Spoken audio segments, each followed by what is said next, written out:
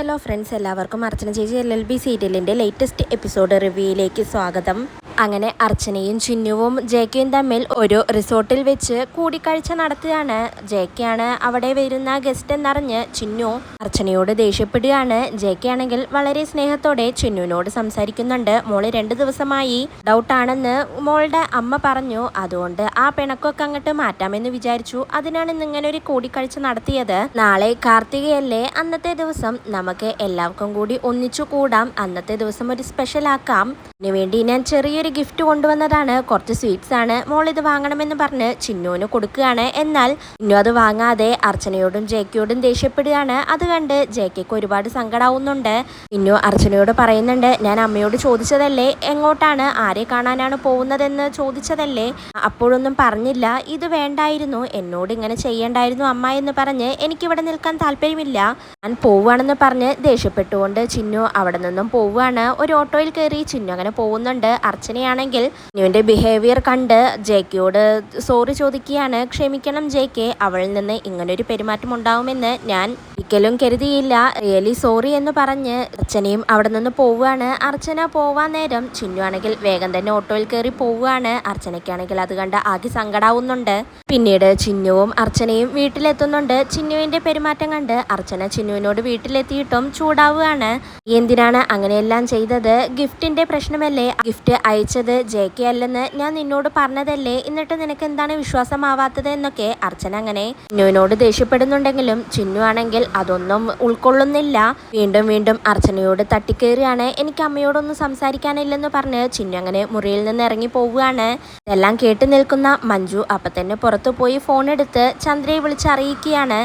മകളും ഇവിടെ ജെക്കെയുടെ പേരിൽ പ്രശ്നങ്ങൾ തുടങ്ങി, ഇനി അവര് തമ്മിൽ നല്ല പ്രശ്നം ഉണ്ടാവണം, അതിനുവേണ്ടി നമ്മൾ ഇനി എന്ത് ചെയ്യുമെന്നൊക്കെ മഞ്ജു അങ്ങനെ ചോദിക്കുമ്പോൾ ചന്ദ്ര പറയുന്നുണ്ട്, അതിനല്ലേ മധുബാലയോട് കുറച്ച് എരിവും പുളിയും കൂട്ടി പറഞ്ഞു കൊടുത്താൽ അവള് തന്നെ അവരെ കൈകാര്യം ചെയ്തോളും, അമ്മയും മോളെയും മധുബാല ശരിയാക്കിക്കോളും എന്ന് ചന്ദ്ര അങ്ങനെ മഞ്ജുവിനോട് പറയുകയാണ്. ചന്ദ്ര എന്നിട്ട് പറയുന്നുണ്ട്, അച്ഛൻ എന്തായാലും ഇതോടെ തകരും, മകളുടെ പ്രശ്നവും അനിയനിപ്പോ ജയിലിൽ കൂടി ആയിരിക്കല്ലേ, ഇതോടെ എന്തായാലും അർച്ചന തകർന്ന് തരിപ്പണമാവും, എന്തായാലും ഞാൻ അവളെ വെറുതെ വിടാൻ പോകുന്നില്ല, എന്തെങ്കിലും കൂടുതൽ അറിയുകയാണെങ്കിൽ നീ അപ്പം തന്നെ വിളിച്ച് മഞ്ജു എന്നെ അറിയിക്കണമെന്ന് പറഞ്ഞ് ചന്ദ്ര അങ്ങനെ ഫോൺ കട്ട് ചെയ്യാണ്.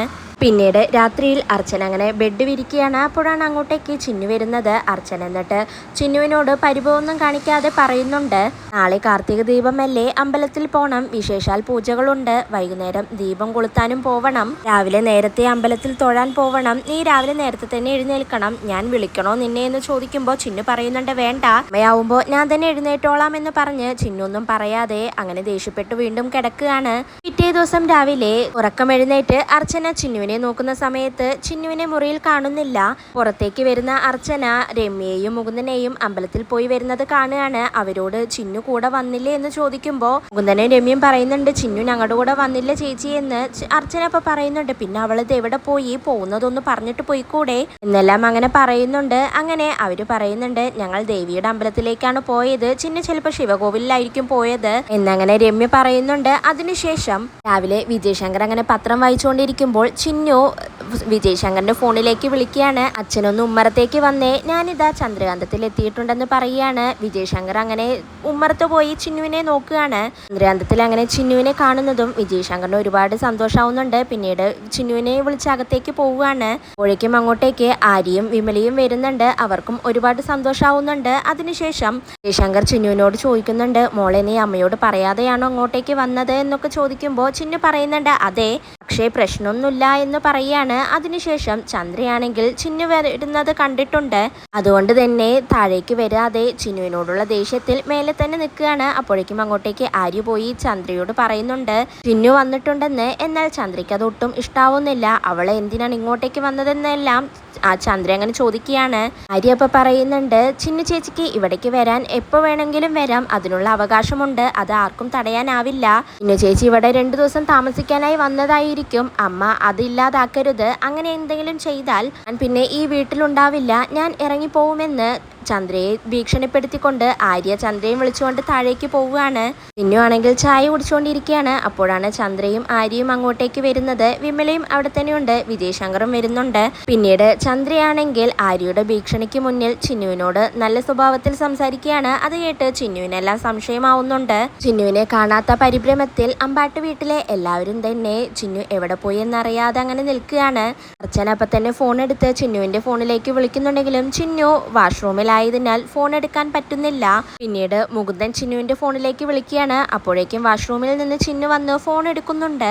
മുകുന്ദൻ പിന്നീട് ചിന്നുവിനോട് ദേഷ്യപ്പെടുകയാണ്. മോളെ, നീ ഇത് എങ്ങോട്ടാണ് ആരോടും പറയാതെ പോയത് എന്ന് ചോദിക്കുമ്പോൾ ചിന്നു പറയുന്നുണ്ട് ചന്ദ്രകാന്തത്തിലേക്ക് അച്ഛനെ കാണാൻ വന്നതാണെന്ന് പറയുകയാണ്. മുകുന്ദൻ അപ്പം ചോദിക്കുന്നുണ്ട്, നീ എന്തിനാണ് രാവിലെ തന്നെ പോയത്? ഞങ്ങളെ എല്ലാം ടെൻഷനാക്കിയല്ലോ എന്നെല്ലാം അങ്ങനെ പറയുമ്പോൾ അർച്ചന മുകുന്ദന്റെ കയ്യിൽ നിന്നും ഫോൺ വാങ്ങിച്ചുകൊണ്ട് ചിന്നുവിനോട് സംസാരിക്കുകയാണ്. നീ എന്താണ് പറയാതെ പോയത്? നീ എന്തെങ്കിലും ചന്ദ്രകാന്തത്തിലേക്ക് പോകണമെന്ന് പറയുമ്പോൾ ഞാൻ നിന്നെ തടഞ്ഞിട്ടുണ്ടോ? പിന്നെ എന്തിനാണ് നീ ഇങ്ങനെ ചെയ്തത്? ഈ ചെയ്തത് ഒട്ടും ശരിയായില്ല എന്നെല്ലാം അർച്ചന പറയുന്നുണ്ടെങ്കിലും ചിന്നുവിന് ദേഷ്യം വരികയാണ്. ചിന്നു പറയുന്നുണ്ട്, ഒരു സമാധാനത്തിന് വേണ്ടിയിട്ടാണ് ഞാൻ ഇങ്ങോട്ടേക്ക് വന്നത് എന്നങ്ങനെ ചിന്നു പറയുമ്പോൾ അർച്ചന പറയുന്നുണ്ട്, ശരി, നിനക്ക് എന്ന് സമാധാനം കിട്ടി എന്നോട് സംസാരിക്കണമെന്ന് തോന്നുന്നോ?